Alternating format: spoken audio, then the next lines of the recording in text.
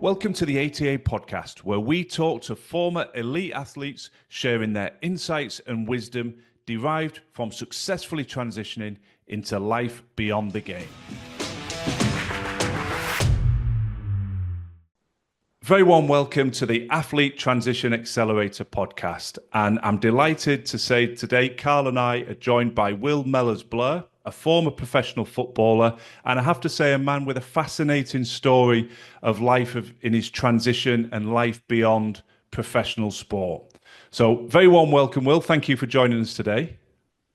Great to be here. Thank you, Carl and James, for having me on.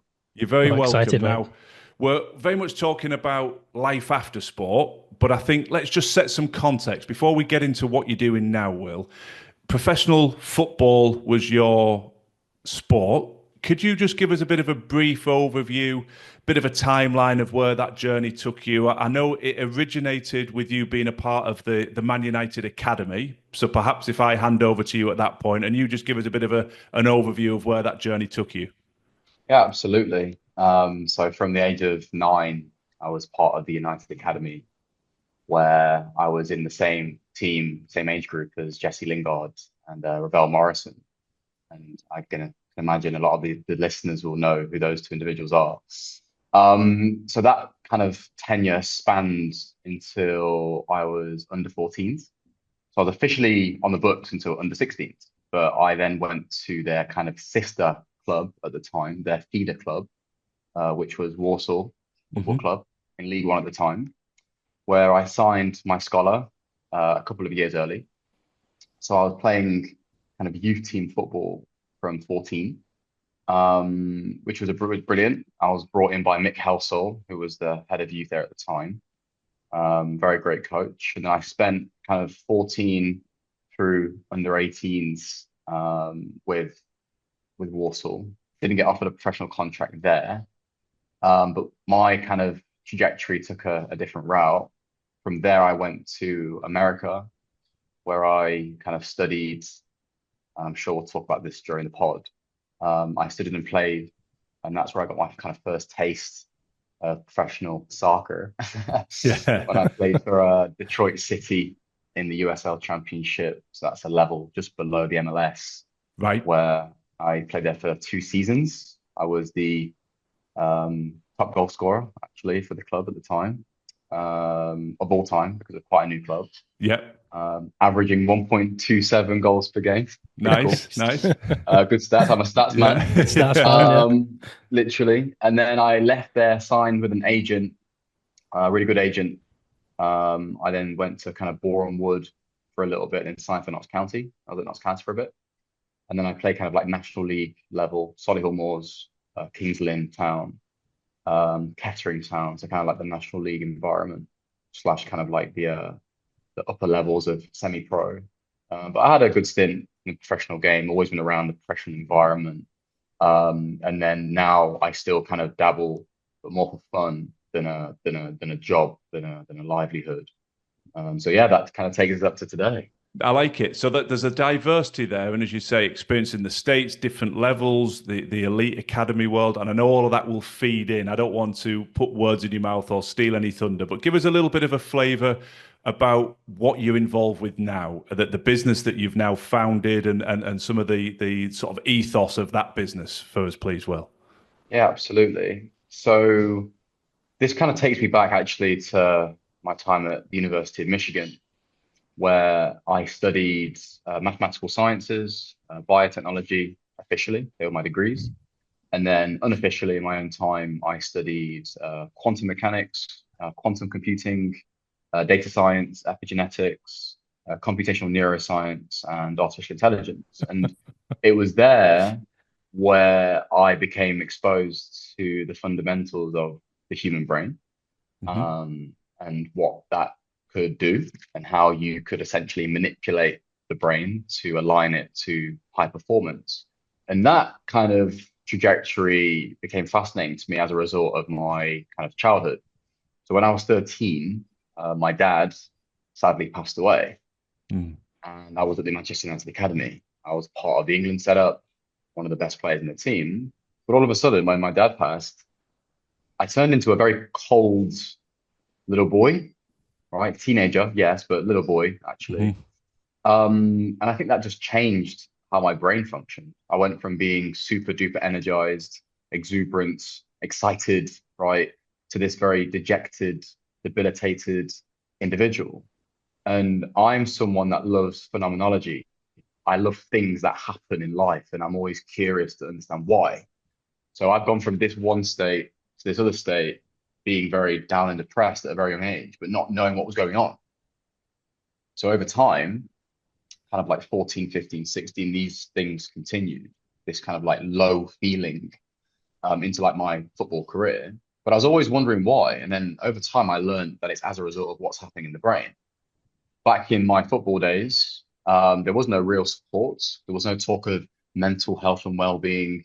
There was no talk about mental performance and all these kinds of things. It was all about physical performance. It was all Hmm. about tactics, formations, right? Just get on with it. You're okay. Hmm. That was the mindset. I'm sure you guys with rugby as well had the exact same kind of Yeah. influence from your Yeah. coaches. So I just became fascinated. So when I got to university and I started to learn about kind of the brain and its fundamental kind of workings, I started to connect dots. And I was like, bloody hell, like as a result of what I've experienced, my brain chemistry's changed. So how do I shift it? So I started to ask certain questions that led me into kind of neurotransmission, right? The idea that we can absolutely change our brain chemistry by manipulating kind of what stress hormones are released at what times. I then started to learn about neuroanatomy and different parts of the brain and what they do and how you can kind of align them to health, so to speak. I then learned about kind of neurogenesis and the idea that you can create new neural pathways as a result of new thoughts. So all these different things took me into kind of a whole new world, which wasn't really talked about in professional sports. Professional football, obviously, the world that I come from. So fast forward a few years into my kind of playing career, my mum actually passed away in 2022. Quite It was quite devastating actually for me because my mum was like my superhero pretty much. Right. But I dealt with it in a very healthy, pragmatic, effective way. Now, did I feel pain? Of course, it's my mum. But all the techniques and methodologies that I'd learned during my research and studies, I applied when she was going through kind of her downfall, so to speak. And I thought to myself, I think this can be turned into a framework.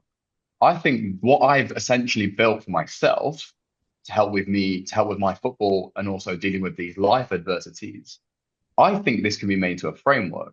So what I did is I then came back into football because I took 2 years out to kind of just be there for my mum. I just really couldn't do projects, building intelligence frameworks, as well as play football, and then Mhm. have to be a carer for my mum. I just had to prioritize the 2 seasons. But I came back and I signed for Stanford, which was at the step 4 level, so like a couple of levels below the National League North level. So still okay kind of level. But I really got back into football because of the love. I wanted to kind of connect me and my mum back together. Mhm. And we always connected through football. So having done that, my mission really was to kind of plant all these technologies, mental technologies, and these methodologies into my teammates to see them boost in their morale, mood, enthusiasm, etc., and ultimately their performance mentally. Because I knew if you focus on mental performance, naturally your physical performance is a byproduct. So anyway, long story short, we won the league, and it was the first time the club had won the league for 25 years. So they'd been in that level for 25 years. And at the end of the season, all the directors, board, owners, fans, teammates, coaches, physios all came to me and said, if it wasn't for you and what you've done at this club, like we don't think we would have won this league. So I thought, I'm onto something. So I've gone Mhm. from like my own research in my own self. I've then gone from like some unofficial research in a footballing environment. I thought, I think this can become a thing in sports, not just in football, but in sports, kind of amalgamating, technology and kind of mental and cognitive understanding, right? And kind of fusing them together. So then I founded TrueMind in 2023. And I then performed 100 hours of primary research where I worked with players all the way from the lowest levels of kind of grassroots all the way to kind of the Premier League academy systems, just to understand their exposure to kind of the higher cognitive facilities and faculties, to understand what support they had at their respective clubs, if any. So based on a bit of kind of research and development with this kind of thesis, I learned very quickly there's a massive gap initially in football, then after further research in sport as a whole. So then I thought to myself, okay, let's build an intelligence framework, because that's what I do. I build AI models. I built AI models for performance optimization for the likes of Google, Public Health England, NHS, the government. That's what I do. I build performance enhancing models to help organizations improve in their organizational performance. That's Right. what I do day to day, with one of my other ventures that I run, Mindora. But I then kind of built a similar framework for TrueMind. I got loads of players to kind of fill out, very in-depth cognitive profiles that were all anonymized. And then all of a sudden I had like this kind of big kind of graph of where players sat on this framework. And actually loads of players were kind of at the bottom left of this graph, which basically meant quite weak in terms of their mental performance profile with a lot of areas of improvement. So what I did from there is I provided loads of recommendations of how to start thinking differently, how to start changing their perspectives, how to start engaging with different methodologies like mindfulness, breath work, meditation, all these things to start changing how the brain was functioning, to start kind of pumping out positive hormones into the brain as a result of neurotransmission, right? Focusing on dopamine, oxytocin, serotonin, and endorphins, right? Pumping these beautiful kind of brain chemicals around the circulatory system in the brain. And all of a sudden, these players were transforming, like completely transforming. So I thought, So then at the end of 2024, I started to build a team. So now TrueMind's an organization. We have 8 on the team with advisors. Advisors are from kind of, NBA teams. So one of the advisors is from the Golden State Warriors. He was formerly of the Miami Dolphins. He's kind of like performance psychology kind of advisor. We have advisors from the World Health Organization, United Nations. So we're backed by some very heavy hitters that have helped contribute towards this kind of framework. And now what we're doing is we've got kind of liaison with the English Football League. And I've been asked to do 2 panel talks in April with the Premier League as well. So the kind of first focus is football, but this is a multi-sport kind of use case. So very quickly it'll be cricket, rugby, F1, NBA, NFL, and other sports. And effectively, the concept is very, very simple. It's one, each individual goes through a very in-depth kind of cognitive profiling assessment that's individualized. 2, each player integrates their wearables. So if they wear an Aurora ring, a Garmin, a Fitbit, an Apple Watch, and based on those kind of data points, our AI then reads it all and provides hyper-personalized recommendations for training and competition for those individuals, and then kind of compiled all that data, anonymized at population level for the coaches, providing coaches with recommendations as well for how to kind of nurture the mental performance of their teams, which then, if you look at the whole academy system, will then affect the organizational performance as well. And I call the framework performance intelligence. So I guess that's kind of an end-to-end like view of TrueMind and what we're seeking to achieve. And ultimately, it's about helping athletes improve their performance both on the pitch or on the courts or in the race car, but also in life as a human being at the end of the day. Love it. Wow. I mean, it's just sitting here. Both Carl and I, it's a fascinating story. Remember, you've got to actually keep the podcast rolling because I'm just transfixed with the timeline that you've walked through. One of the things Carl and I were talking about before we came on air was what the inspiration for this would be. And you've just very, very articulately given a wonderful articulation, obviously weaved in with the horrendous tragedies you've had to endure as well with the loss of your parents, but the depth of your studies and how it's all come to pass, how you've implemented things yourself and what that now means and the potential. Well, we all know the potential here is huge, the importance of our psychology and our mindset inside of sport and outside of sport. So I think the story is fascinating, Will. One of the things I know you've spoken to Carl about prior to this is we've talked about senior performance there and the potential of getting into the NBA and into F1 and all these wonderful sports. But I was also intrigued that you're doing quite a bit, I think I'm right in presuming, around academies as well and supporting those young players. Because obviously you've had that personal experience, you've walked that path through the academy landscape, which is hyper competitive, has a lot of problems because not everybody can make it. And so I'm interested in how some of this will, I suppose, dive into that arena, Will, and support those academy players, both in terms of those that are going to step forward and make it, and potentially those that perhaps don't actually make it all the way to professional sport. Yeah, absolutely. And that's kind of our initial target area.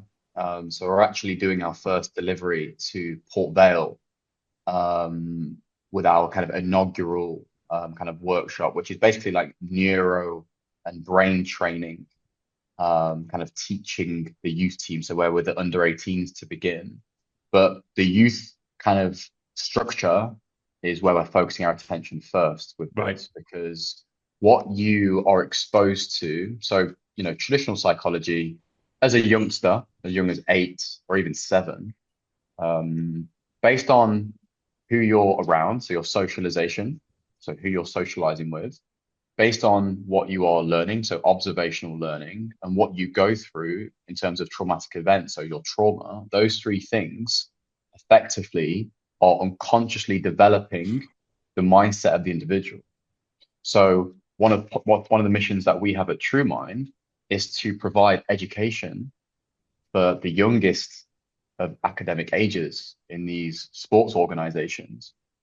Because if a player of, say, 7 or 8 starts to understand how the brain works, obviously not super duper in-depth science, but you can make it so digestible and so understandable for these young players so they know, if this is happening, I should do this. For instance, if I'm angry, perhaps I need to do some breathing.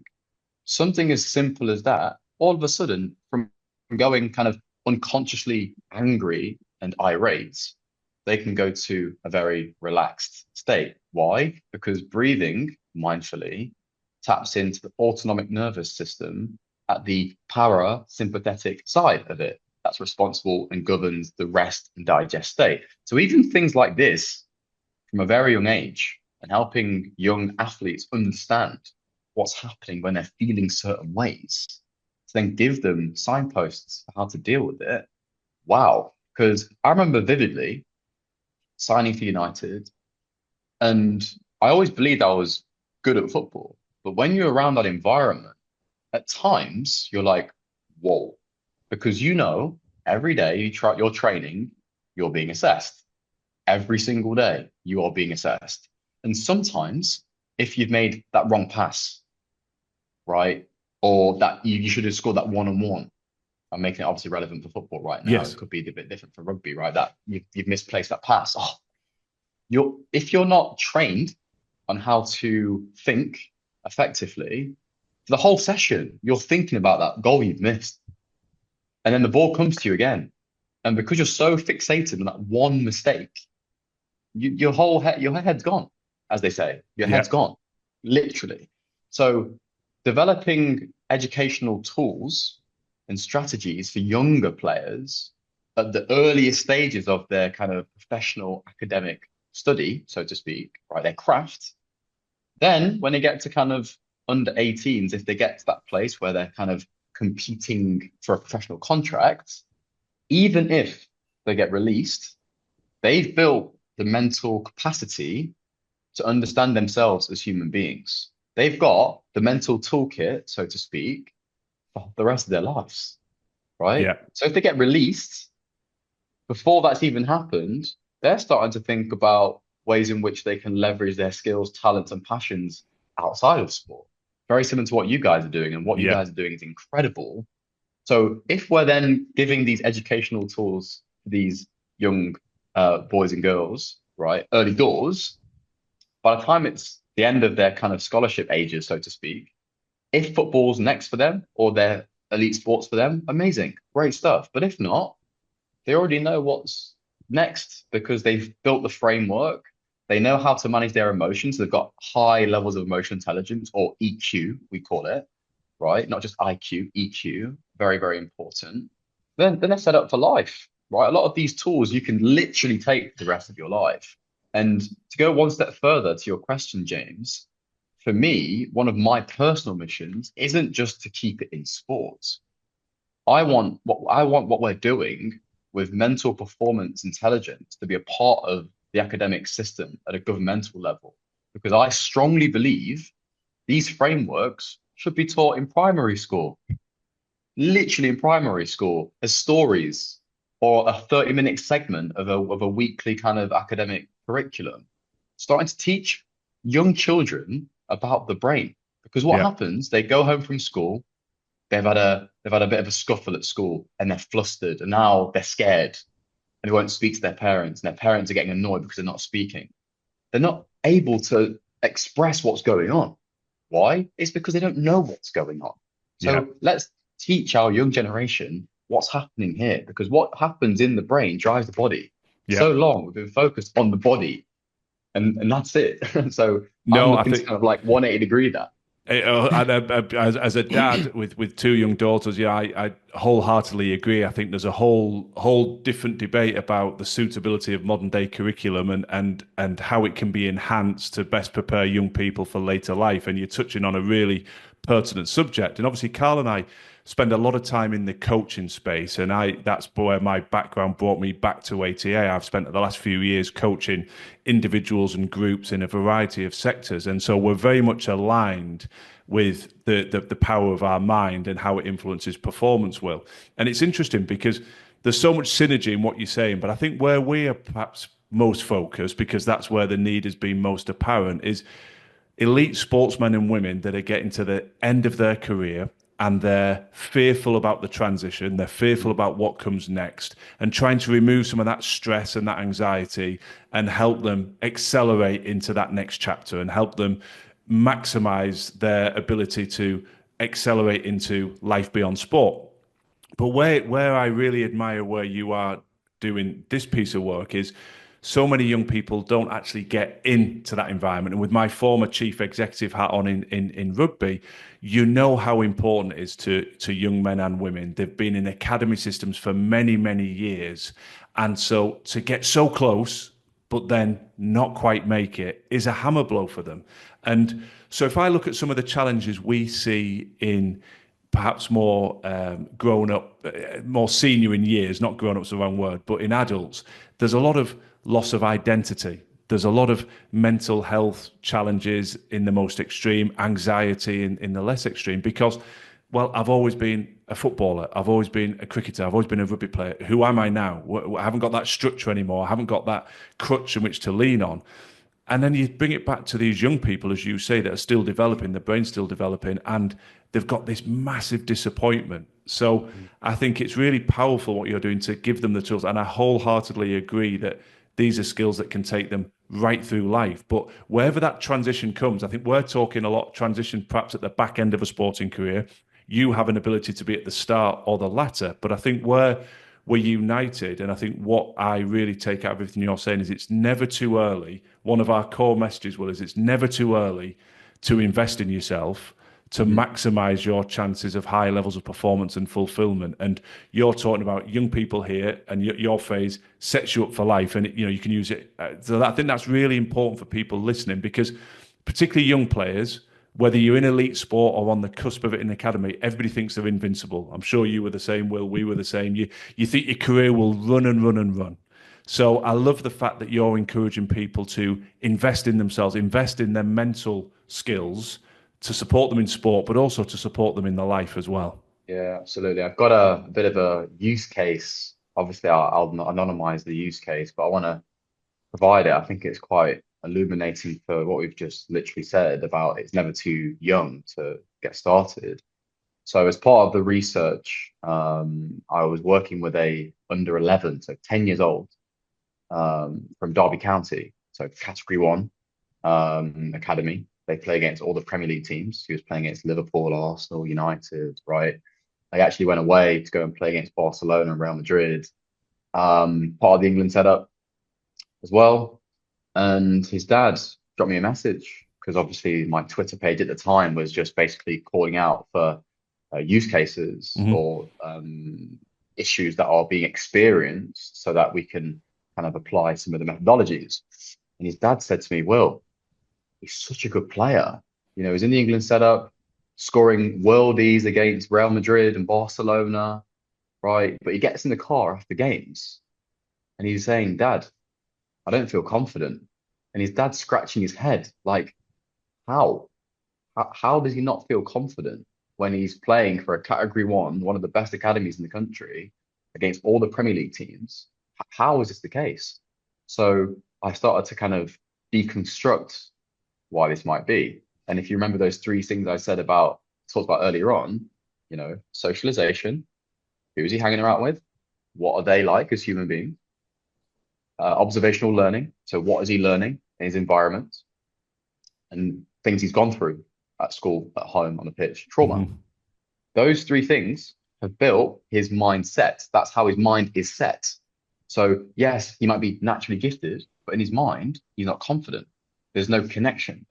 So what we did is we built him a new mental framework, right? A new mental model, right? 10 years old, guys, 10 years old. And we called it his new version. Okay. I Mm. wanted to kind of make it characteristic so he could like attach onto it. Every session we had, it wasn't super duper scientific. It was digestible for him to understand that he could step into this new version, which then kind of locked in his head at any time. And then what we did is this new version was built on a bit of quantum mechanics, right? The idea that the future version you want to be, the one who is confident, exists now. So instead of becoming that version, you are that version now. So then what we did is we had a trigger, okay?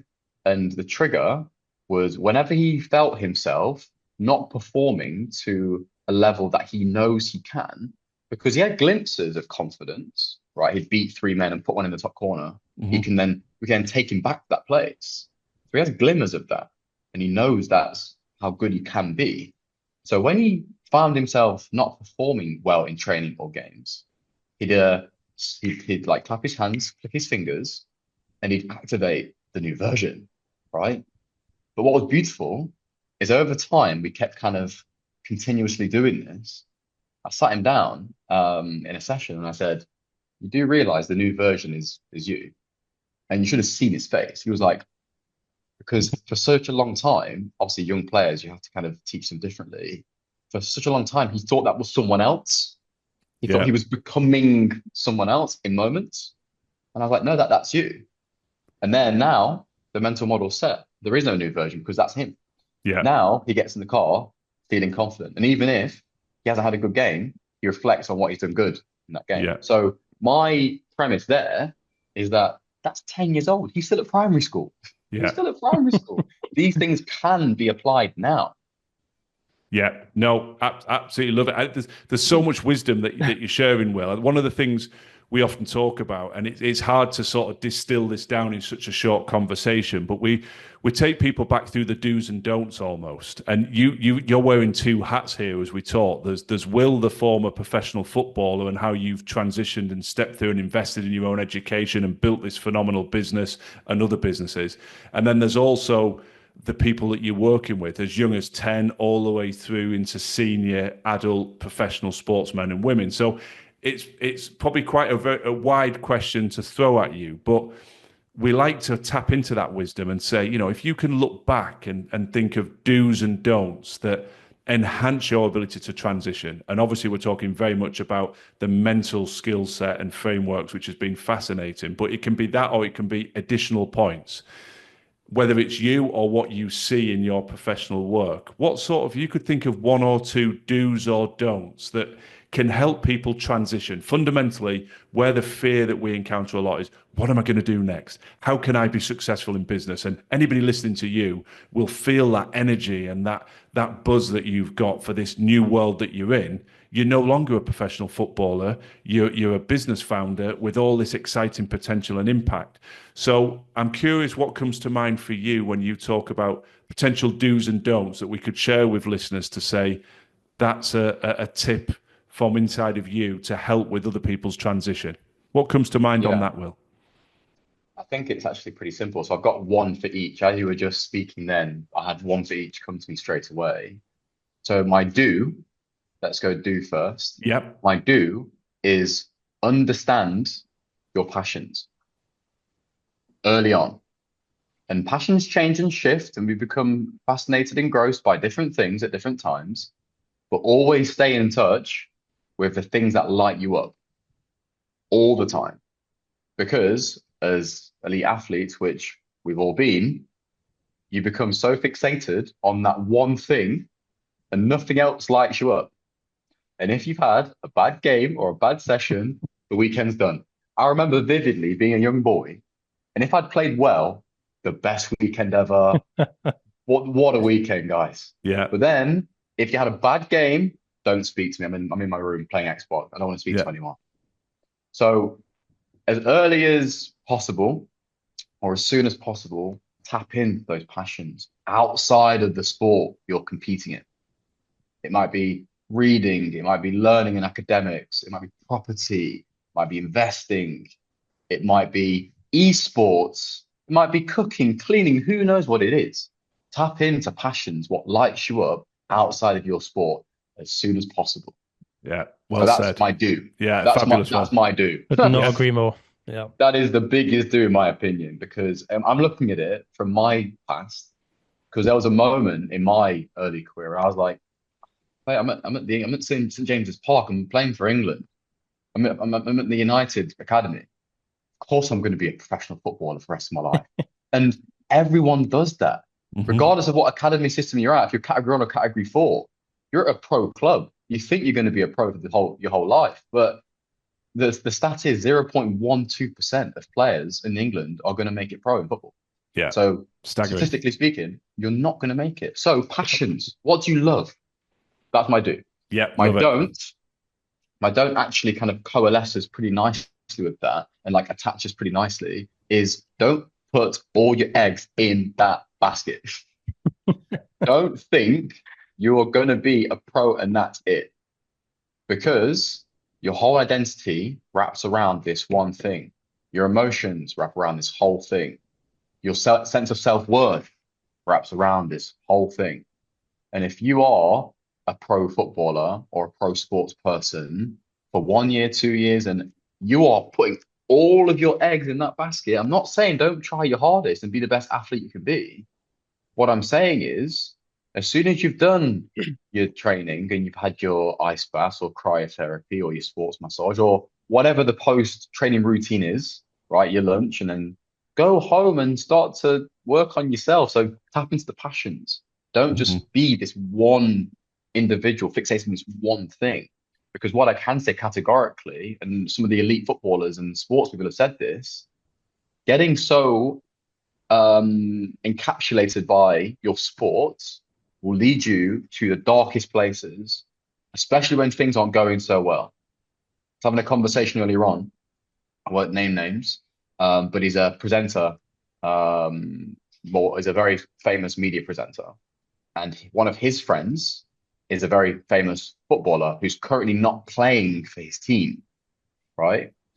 And he said, everyone just thinks he's just not playing and he's currently injured, but he's in a very, very dark place Mhm. Mhm. because his whole life and his whole identity is built around being this person.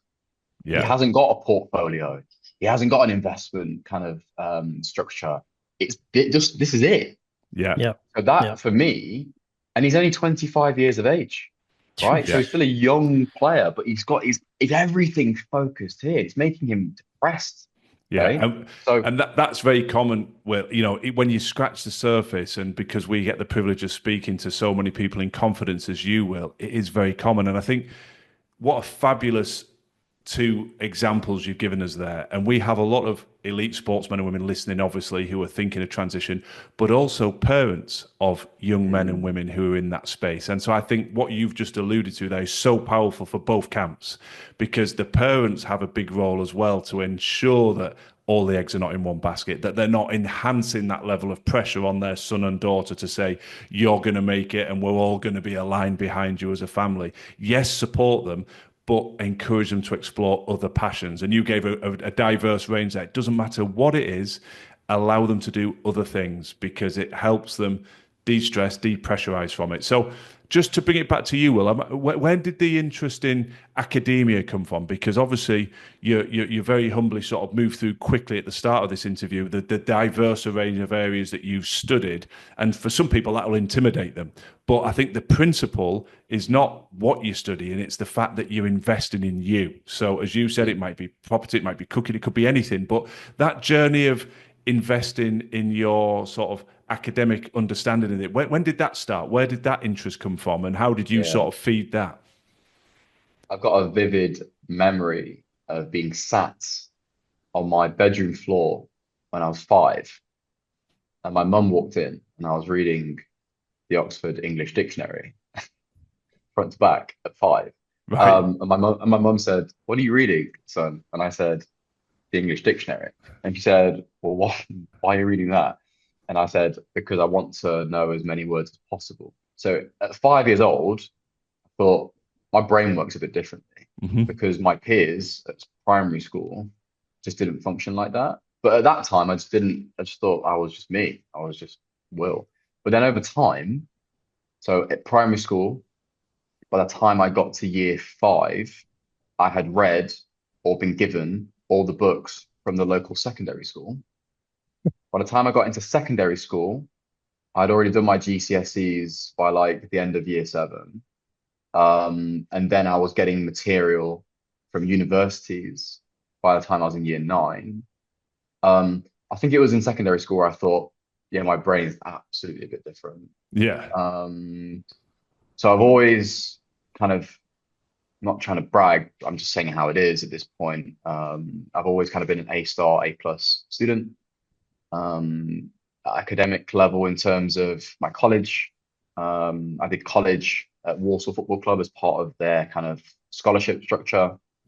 When all the lads were doing kind of like the 6 modules just to get by, I was doing 18. I was doing 3 times the amount of work, because I knew I wanted to be a footballer, but I also knew that I wanted to do academics and I wanted to go to university.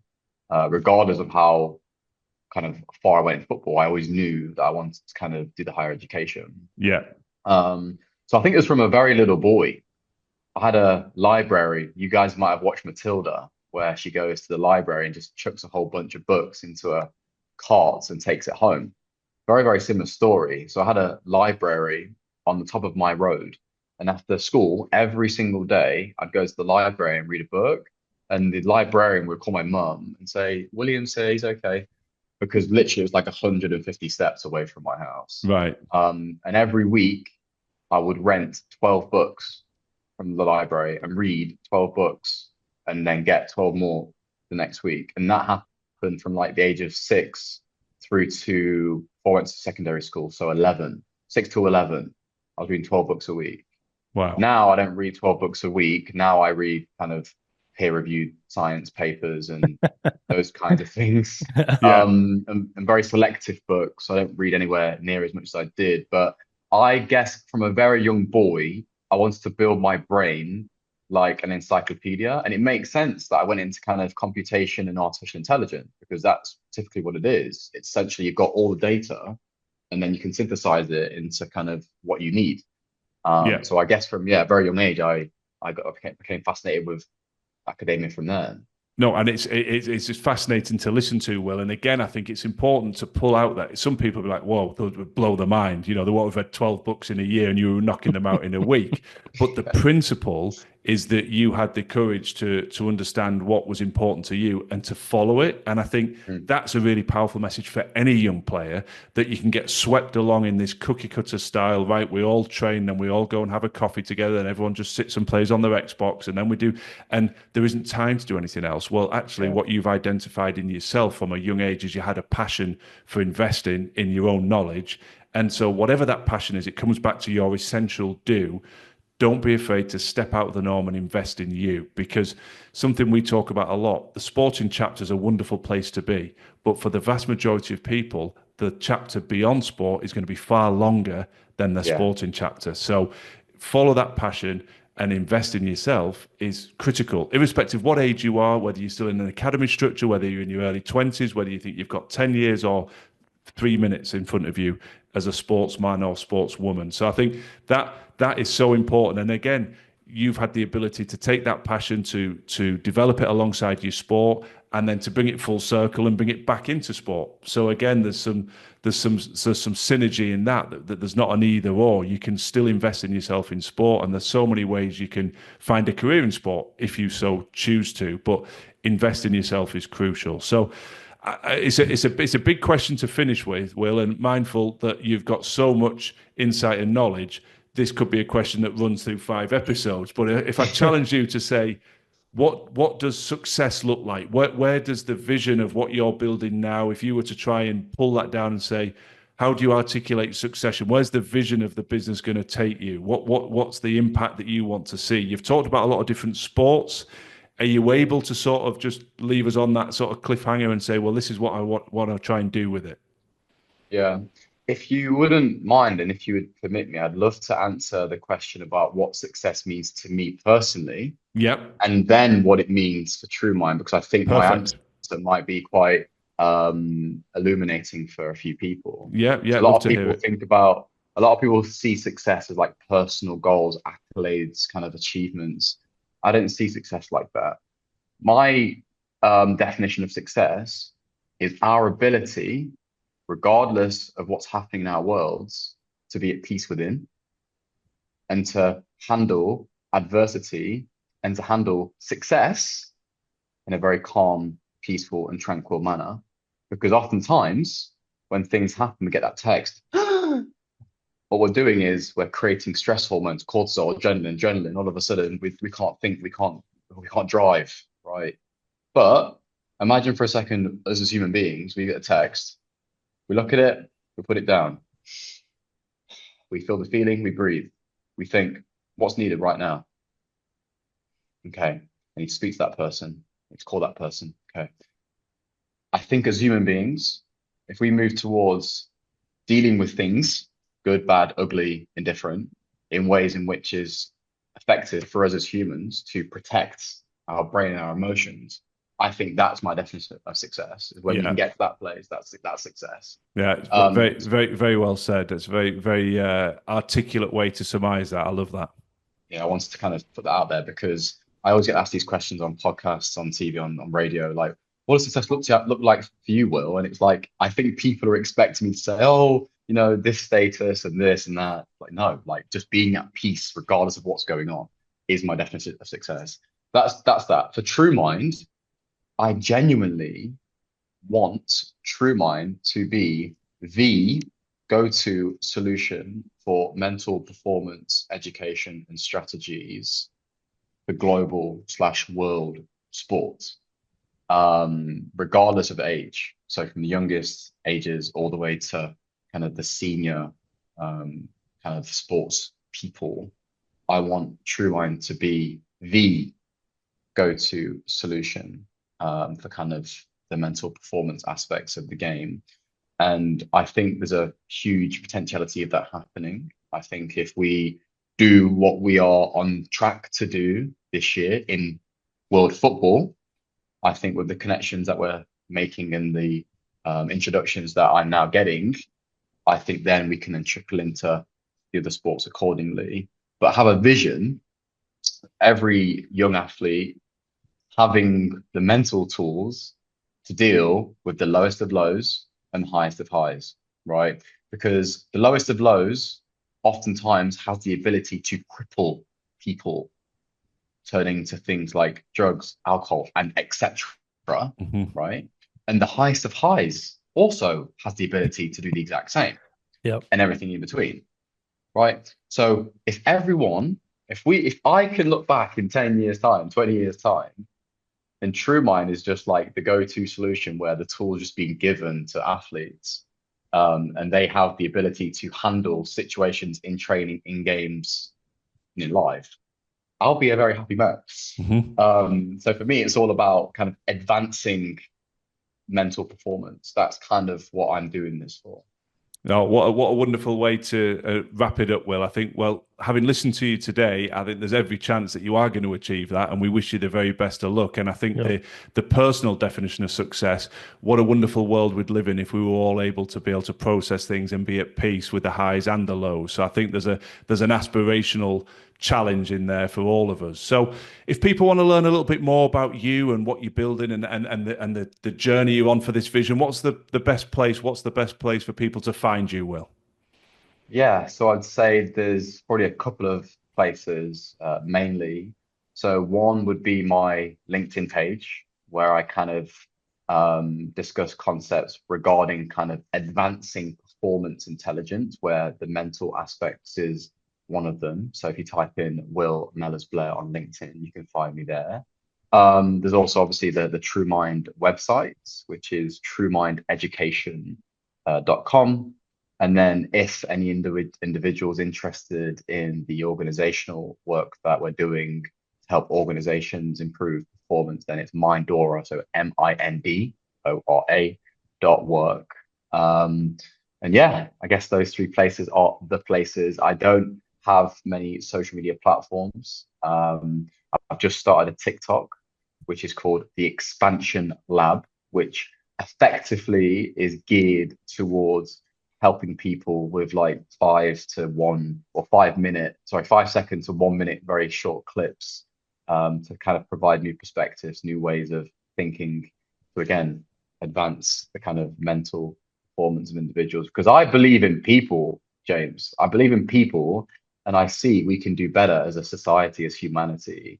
And we've not maxed out, but we've got to a very good place with the physical kind of aspects of life, the wearables, the apps, all those things, the social media. But in terms of the mental aspects of things, it's untapped. So if we can then bring the mental side up to kind of where the physical side is, I think we're going to be a high performing society, and it's going to be the best thing for everyone.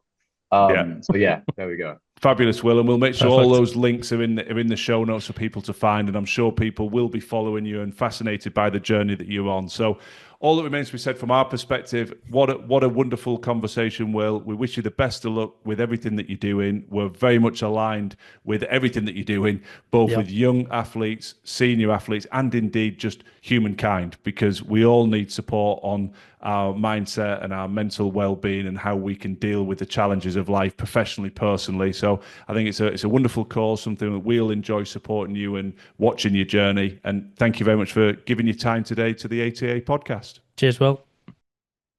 Thanks for joining us this week on our ATA podcast. If you found this conversation insightful and it resonates with your journey, please subscribe, follow the show, and stay connected with us for more insights, resources, and information on how we at ATA are supporting your preparation for life beyond the game.